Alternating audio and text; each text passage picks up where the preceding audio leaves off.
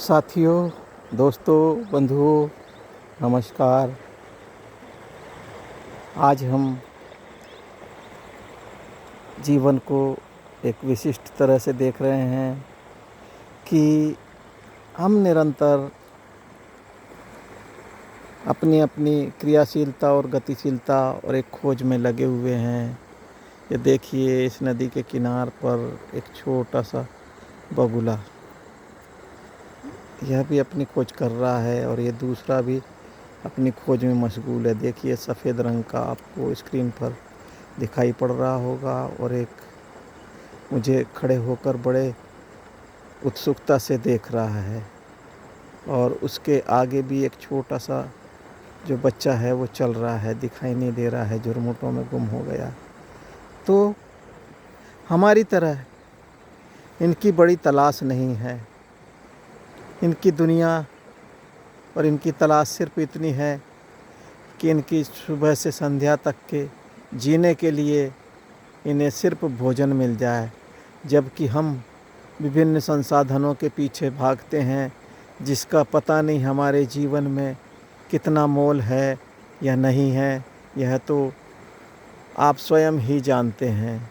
मगर हम एक ऐसी आपाधापी में उलझे हुए हैं और अपने जीवन को उलझाए हुए हैं कि जिसका उत्तर देना मेरे लिए तो संभव नहीं है और खोजना भी संभव नहीं है। क्योंकि हम देखने को स्थिर भी रहें तो भी क्षण प्रति क्षण हम भाग रहे हैं।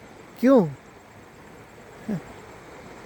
हमारे जीवन की जो मूलभूत आवश्यकताएं होती है, जिसे कहते हैं रोटी, कपड़ा और मकान, तो यदि हमारे सर पर छत है जहां हम रात गुजार रहे हैं और हमको 2 समय के लिए भोजन है और तन पर हमारा कपड़ा ढका है, तो भी जैसा जीवन चलता है चला लेना चाहिए। मगर नहीं, मैं कहूँ या किसी भी मनुष्य मात्र के लिए कहूँ, पंछी जब उन्हें अंडे देना होता है या अपनी संतति का निर्माण करना होता है, तब घोंसले की तैयारी करते हैं ताकि उसमें अपने अंडे रख कर के और वो अपनी संतति को आगे बढ़ा सकें, और इस पर वो सतत कार्य करते रहते हैं। और जबकि इसके विपरीत हम देखते हैं तो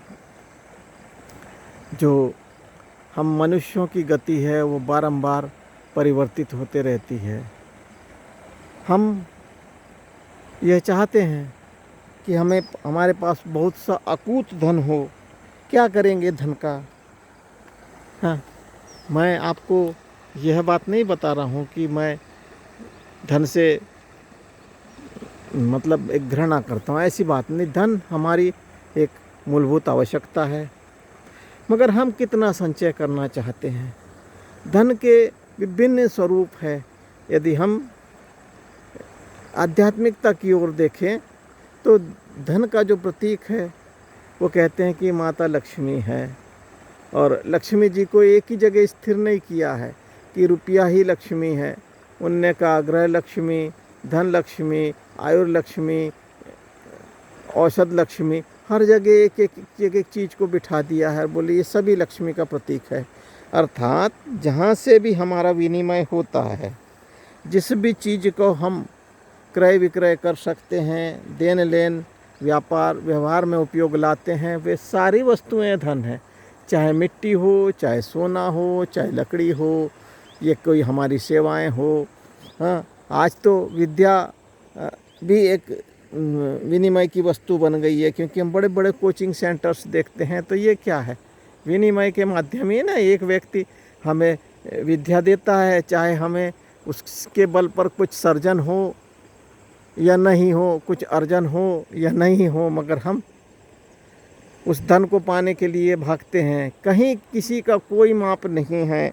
कोई 10,000 में के लिए भाग रहा है, कोई लाख के लिए भाग रहा है, कुछ करोड़ के लिए भाग रहा है, कोई अरबों के लिए भाग रहा है, और कोई इन सब से दूर सारा धन लेकर भी कहता है कि मुझे मेरा जीवन कुछ दिन का दे दो और ये मेरा सारा धन ले लो। तो यहाँ पे धन के मायने अलग अलग है। हाँ, किसी के लिए स्वास्थ्य धन है, किसी के लिए ऊर्जा धन है, किसी के लिए रुपया पैसा धन है, किसी के लिए मान प्रसिद्धि जो है वो धन है। तो ऐसे हम